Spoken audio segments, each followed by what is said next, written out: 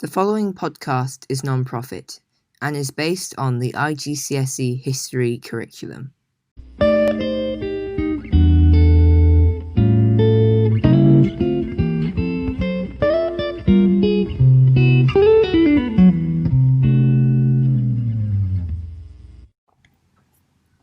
Hello to all listeners. This is the first episode of the second series, which will be all about the Nazi Party's rise to power. In this episode, I'll be discussing the Nazi Party during the 1920s. First, I will look at Hitler's role in the early Nazi Party. Hitler was first introduced to the Nazi Party when the army employed him to spy on the German Workers' Party, which was the old name of the Nazi Party. After attending several of their meetings, he quickly realized that he agreed with many of their ideas. The leader, Anton Drexler, was impressed with Hitler's public speaking skills after he spoke at one of their meetings and invited Hitler to join the party. Drexler put him in charge of recruitment and propaganda due to his charismatic speaking. In 1920, Hitler wrote a new 25-point program listing their beliefs and Nazi ideology. In this program, the main Nazi ideas included creating more land, or Lebensraum, meaning living space, for Germany to expand its empire, cancelling the terms of the Treaty of Versailles and uniting all Germans, making Germany go into autarky, which was an idea that Germany provides for itself through stopping trade, wiping out communism, the idea that there should be one leader who has total control over the country called the Führer, and finally, the ideas that Jews are subhuman and a danger to society. The Aryan race is superior to all others.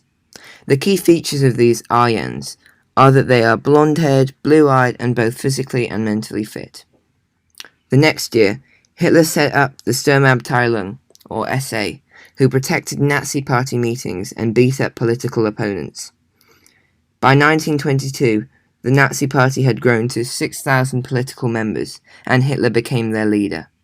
In 1923, Hitler plotted to overthrow the Weimar government. The government in Bavaria was made up of right-wing nationalists and opposed the Weimar government, so he believed that they would support him.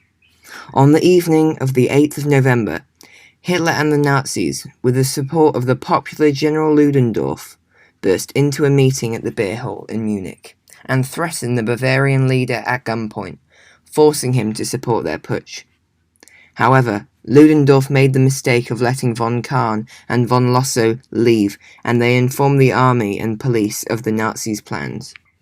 This resulted in them being attacked by the army, with 16 of them being killed and many injured, including Hitler, but he fled in a car and was later arrested, put on trial, and sent to prison after being betrayed by von Kahr. The Nazi Party was also banned for 2 years. On the one hand, some people think that the Munich Putsch was a failure. One reason is because Hermann Göring and Hitler, important members of the Nazi Party, were injured, while 16 Nazis were killed, and Hitler and Ludendorff subsequently arrested. The Nazi Party was then also banned for 2 years.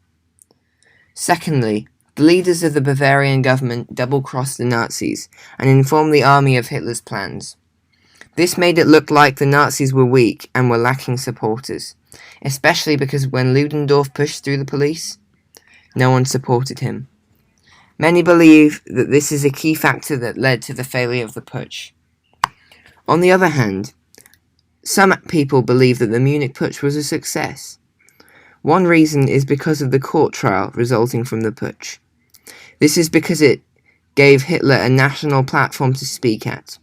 He was able to gain more support, and his public speaking convinced Germans that he was the natural leader of the right-wing nationalists.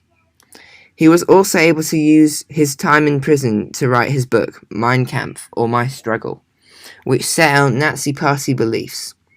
Secondly, the court was sympathetic to Hitler. This is because the judges were pro-Nazi, so he was only given a 5-year sentence, in which he only served less than 9 months of because he had good behaviour in prison. In conclusion, in short term, the Munich Putsch was a failure because the leaders of the Nazis were arrested, and the Nazi Party was banned for 2 years. However, in the long term, the Munich Putsch was successful because Hitler was able to gain more support from Germans. Also, the Nazis were able to legally get the majority of votes as guaranteed by the Weimar Constitution. Overall, the Nazis had little success in the 1920s. There were a number of reasons for this. Firstly, the Nazis lacked support of the police and army, so the Munich Putsch failed and they were unable to seize power. Secondly, Germany was politically and economically stable, so people didn't think that drastic changes of the Nazis was necessary. Thirdly, people thought that the Nazis were violent and dangerous because they tried to overthrow the government through the Munich Putsch, and also used the Sturmabteilung, the SA, to beat up political opponents. This led to Hitler changing his tactics by trying to win power by entering democratic elections. Also, as the Nazis were not standing up for their rights like the socialists were, workers did not think that the Nazis represented them, especially because the economy was doing well and they had steady jobs. Additionally, many people were Jews or were friends with Jews, so their anti-Semitic views were not welcome in Germany. And finally, Germans did not want to try and fight to reverse the terms of the treaty, as their country was not strong enough for war due to their small army and lack of any access to submarines or fighter jets. Well, that's it for this episode. In the next episode, I'll be looking at Hitler's appointment as Chancellor in 1933. If you would like to read some more revision material, you can use the link in the description of this podcast and browse my website for some notes on topics ranging from the Weimar Republic to Nazi Germany. Please also consider rating this podcast or submitting comments and suggestions in the Google form linked in the description. You could also send in a voice message, which I might play in the next episode. Hope this episode helped you in some way. Thank you all for listening. This is the end of the podcast. Thank you for listening.